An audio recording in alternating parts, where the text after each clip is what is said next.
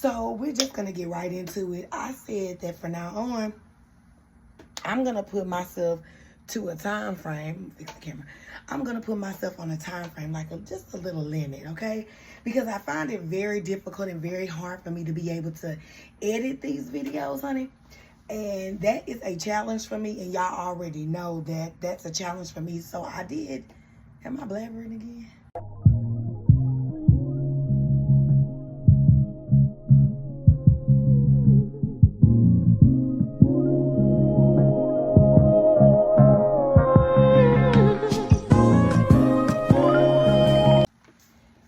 Hey everybody, welcome to Born on a Sunday podcast. I do apologize. My throat is gone and out of there. But once again, welcome to Born on a Sunday podcast, episode 1, season 2. Woo! That's why all the noise come in there, right? So I'm just going to limit these videos. And I feel like, sometimes the short messages are always the best message, okay? Pardon my voice. Last night was my class reunion. Yay! I've been out of school for 20 years. I've been out of high school for I graduated 20 years ago. And when I went to go see everybody yesterday, everybody looked so young. Oh, we look good. Lord, black don't crack at all. Now, I can't talk about everybody else, but I know that black don't crack. But however, let's talk about it because it's going to bring me up on the subject that I want to talk about for today. 2004 for Marabou Lamar High School. And just to see everybody's faces, it was just like I just felt really happy and overwhelmed, right? To see all these faces and to see these people as adults and to see them still, be true to who they really are and themselves really brought joy to me, honey. So we went to one location and we went to the second location, okay? So this voice is from the second location. So, however, just to be able to look around and see like my classmates and everybody's doing well, that was a blessing for me. And I kind of thought about it, after I came up off that dance floor and got some air, okay?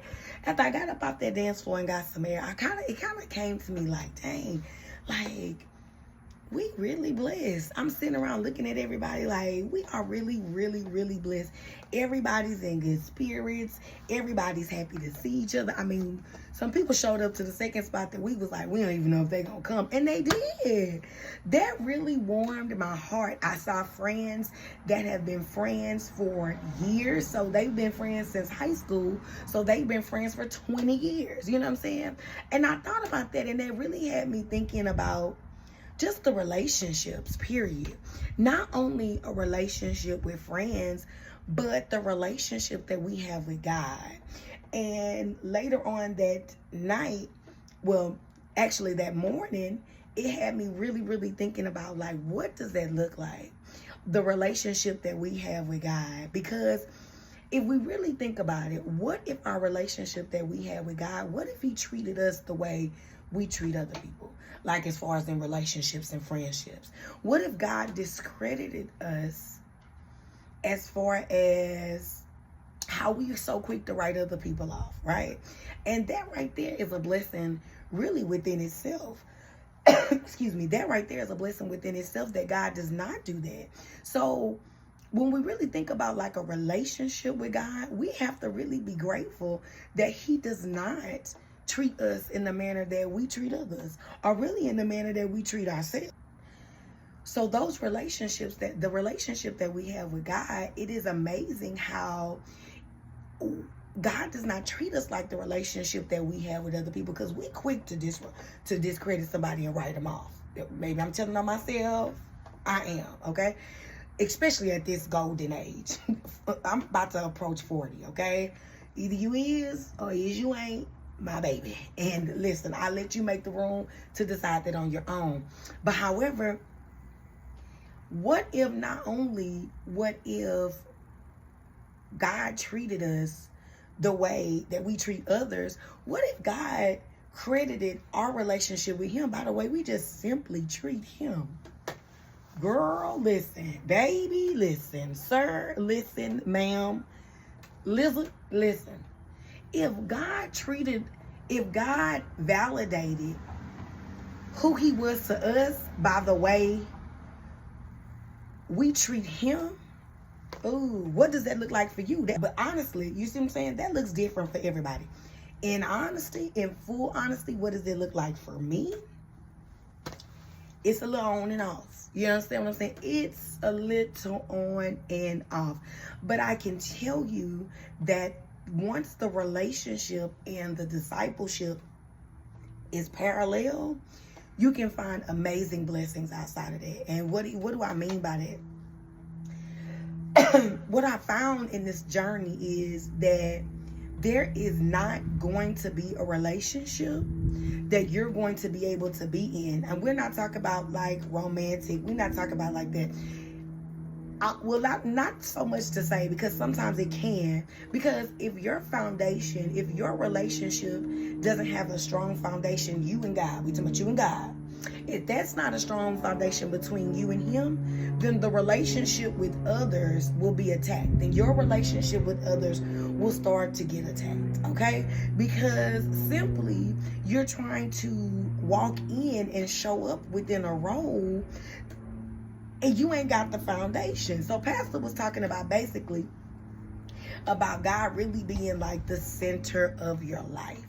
And once God is truly the center of your life, it goes into all aspects. It's like the middle of, like, how I can think about it is, like, you remember when we was in school and it was like that little pie chart, and then like in the middle was that little compass thing, like that little round metal thing, and it allowed everything to move and move and move. But regardless to however it moved, it was still in that, you know what I'm saying, in that metal. So, you know, we say the anchor, you know, it was still within that metal thing. So no matter how it moved, it was still an extension of what that little metal piece allowed for the compass to do, or allowed for, you know, whatever, what was it, like a little, I can't remember what it was, allowed for it to do. But until you really go in and see kind of like where your relationship is with God, it is, every other relationship outside of that is going to start to be attacked, right? Because once you don't have a relationship, that's like your foundation. Once you don't have a foundation with God, it's going to be like, okay, wait a minute. How do I have everything got to align? And once it doesn't align, then it's going to be some parts of that that's going to be oh, I like I did that. It's going to be some parts of that that's going to be thrown off, right? And everything is not going to be able to be in alignment because you're not in alignment with the will of God. You're not putting God in the middle. You're not putting him in the middle of you know, you're not creating a relationship with God. And to create a relationship with God can really take you to like different levels. And I want to let you know, like, I am in a season to where I created a relationship with God, and then I felt guilty for something that I did, and I felt like I didn't deserve the relationship. Well, that was based upon me. That was based upon not only how I thought God, you know, just ran up the relationship, but how I also run a relationship with other people, right? I just feel like people just discredit me when it comes down to things that I'm not supposed to do, which they are, you know, you can. Like, you know, we're man. God is God. Now that ain't parallel at all. Okay? So it was just like, you know, I would measure how God loved me based upon how I treated other people. There's so many aspects to that.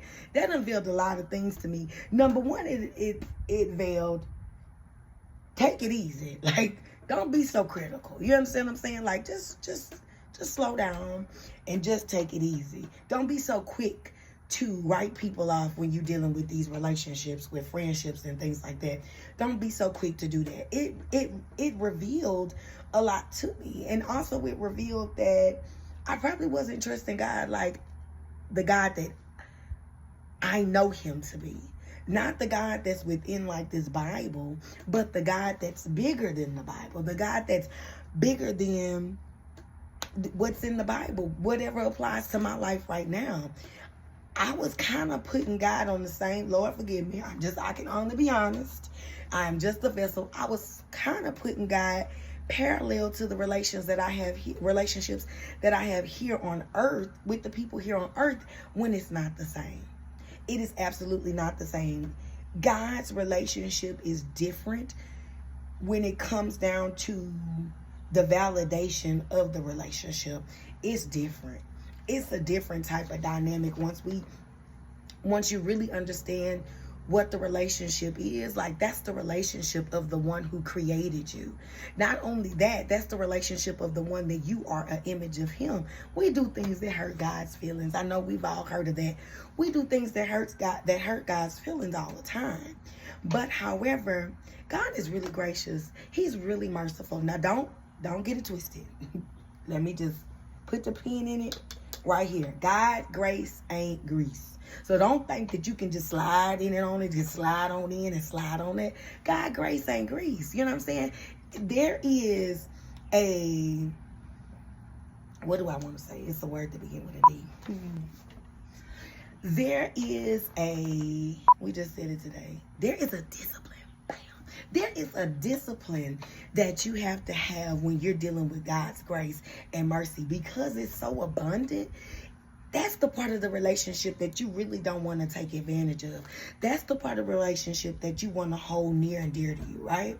Is the relationship that you and God have, that he gives you mercy. He gives you grace. Don't be so hard on yourself when it comes down to walking this journey. Yes, hold yourself accountable, but don't think that God views you in a way that this old ratchet world views you, because it ain't the same, okay?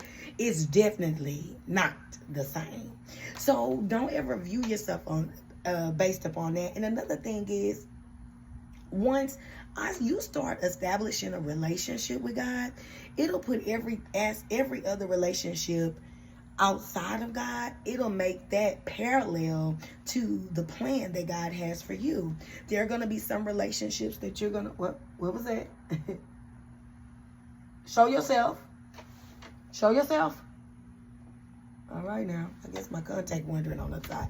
There are going to be some relationships that God is going to show out to you and just say, because of where you're going, this relationship can't go with you, because it doesn't serve you in the manner that I know, says God, that I know it needs to serve you in.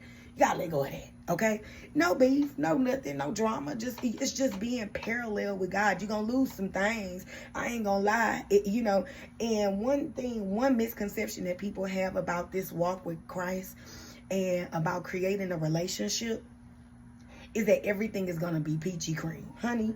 There are gonna be times to where you are supposed to say yes and amen, and you just want to know why. Like, I don't want to say yes and amen. I just want to know why. And God is prepared for that. And when you come to people here on earth and you ask them why, people act like they can't answer your questions, but you serve a God that is omnipotent. You serve a God that is gracious enough, that really, really loves you in the image that he created you to be. He gonna answer that why, because he knows that you need it. He knows that you need that assurance from him. He's gonna answer it for you. So when you're thinking about your relationships with your friends, God is completely different. And listen, everybody got their own life. Everybody have to do whatever it is that they have to do. They got their own life. Everybody not gonna be able to answer your beck and call, okay? And that don't mean that you write people off because they're not there to answer your call when you want them to, okay? I'm there when you need me, but I'm not always there when you want me to be there. That's the dynamics of a friendship. But when we're dealing with the relationship and God is there when you need him and when you want him to be, okay? So he's going to answer. When we think about omnipresent, we think about God just being present in the times where we ain't got enough to do this and we robbing Peter to pay Paul, or even when we ain't robbing Peter to pay Paul, when we are the lenders and not the borrowers. We think that that's what it means by God being omnipotent and seeing everything when things are good. But what about when things are bad, right? Do we really trust God to be like that omnipotent power that he actually is? He's always going to be there for you. And one of the things that I found out, I'm gonna get some. That's a lot. One of the things that I found out about it is that God is going to be there each and every time you call. And how he's going to be there for you, he's going to put you in a place where you're going to silence yourself, especially right now. I've said it before. I feel like right now is the time that we just need to be silent. We don't need to argue with these people. We just need to be silent and see what God has for us so we can move when God says move. But also, God is the only person that you can reach out to and he can give you a text back. And I'm not talking about like the actual text as far as a phone conversation. I'm talking about to reading your word and reading your Bible. I was praying to God one time and I was like, God, I got this gift. And, I just feel like the gift of communication, like I could communicate to people and I could do this and I could do that. But I feel like sometimes I don't know whether it's like the trauma that I've been through. I don't know whether if it's that, but it's just like sometimes I'm not fully able to communicate correctly. Like my words don't come out the way that I want them to come out. And then God basically was like, he sent me Romans 12:6, basically reassuring me that if it is a gift, and if it is exactly what he gave to me, if my gift is the gift of speech, then you need to speak out loud. Then you need to say it with your chest. If my gift is the gift of giving, then I need to give generously. I'm gonna put that scripture down here somewhere, but it's Romans 12:6. So it was just basically like he was just reassuring me, and it came so fast and it came so immediate, and it came so fast and it came so quick. It was the fastest take backs. It wasn't no bubbles or nothing. It was just boom, right then and there. But I had to be able to go into that word. Like I remember one time, like being a parent is, it's hard, right? And I was like, you know what? I'm about to start cracking down on these children, and they about to see the real Chelsea. You know what I'm saying? Like, I plays no games, I bore none. This is how I'm going to have to be with these children. So I prayed to God and I asked God, I was like, okay, God, help me out. God gave me 1 Peter 5:2-4. And basically it was talking about being an example for your children. Okay? It was saying be an example for you. It didn't say spare the rod, spoil the child. It didn't say none of that. It said be an example for your children, and don't try to have lordship over them based upon false praises. You know what I'm saying? Like, you want your children to respect you because you gonna holler at them, you gonna yell at them, you gonna spank them. No. If you lead by example, if you live by example, then so shall your children follow as well. Spare the rod, spoil the child does not necessarily mean beat the child with the rod, okay? Listen, child, my bad about that. The phone overheated, baby, okay? These phones, I see why we didn't have phones back in the day, okay? Because that wouldn't have made it through the Kappa. Yeah, it was basically talking about spare the rod, spoil the child. That doesn't necessarily mean beat your children. That is God's way of showing. A rod is used to be able to guide, like a shepherd with sheep. All that was revealed to me once I started to get a deeper relationship with God. And then when I felt that as if I wasn't worthy of that relationship, and I felt as if I wasn't worthy of that relationship, and I started to stray away from that relationship. I can't see myself. I started to stray away from that relationship. Then other relationships started to be a little bit harder. You know what I'm saying? But when you put God in the center of everything, like, you'll be absolutely fine. And a lot of people speak about, well, Chelsea, I don't really read my Bible as much as I should. Listen, I get it. We've all struggled with that. But there is no way, and I'm just being honest, you know what I'm saying? I've been a Christian ever since I could walk. Well, I've been in the church ever since I could walk, okay? But the decision to be in the discipleship and be in the ministry is something that just came about. I'm telling y'all, when God told me to start Born on a Sunday podcast. So we walking through this together, okay? And let's do it together. But you're not going to be able to do what you need to do effectively if you're not reading the word, because that's like a guide into our path is the Bible. You're not going to be able to do it effectively. And there's going to be a part within the relationship between you and God to where you're going to want to thirst for more. You're going to want more from God. And the way you're going to get it is like, it's like a phone conversation. Once you go down and you pray on your knees, that's like a phone conversation between you and God. And you want the relationship to go to the next level. So you want to, you know what I'm saying? You want to be close to him. You see what I'm saying? So by doing that, you start to get a thirst. And that thirst is the thirst of the word. Go ahead and dive up in there and you're going to be like, well, how do I know what to read? You going to pray before you, oh, baby, it's hot.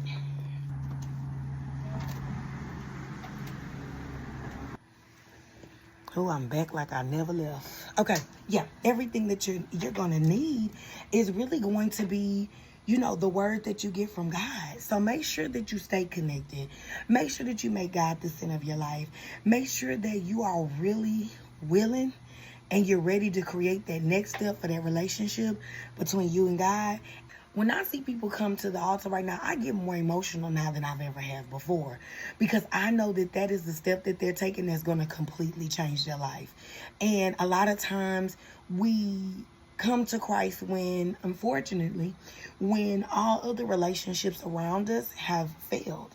And this is a part in the person's life that they're choosing to make a commitment to God, right? I get so emotional and I rejoice in that because I understand I've been there before.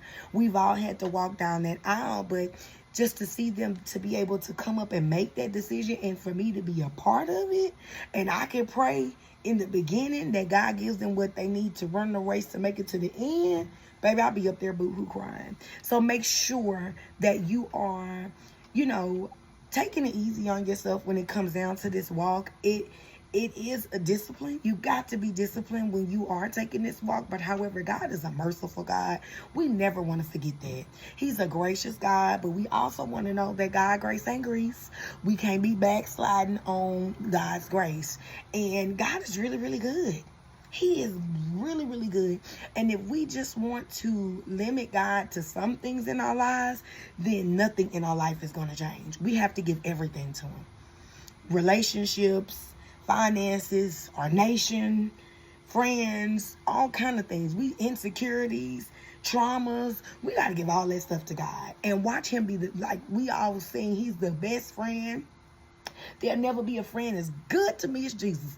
And honey, once you understand and once you make that relationship with him, my prayer is that you keep on going, right? Every day ain't gonna be a good day, but my prayer is that you keep on going, because in that relationship, you're gonna find your what? Your true, authentic self, okay? So thank you for chatting with Chelsea, Lord. So your true, Lord, I'm about to say it again, your true, authentic self, okay? So thank you for tuning in to Born on a Sunday podcast, and I hope to hear from you soon. Bye.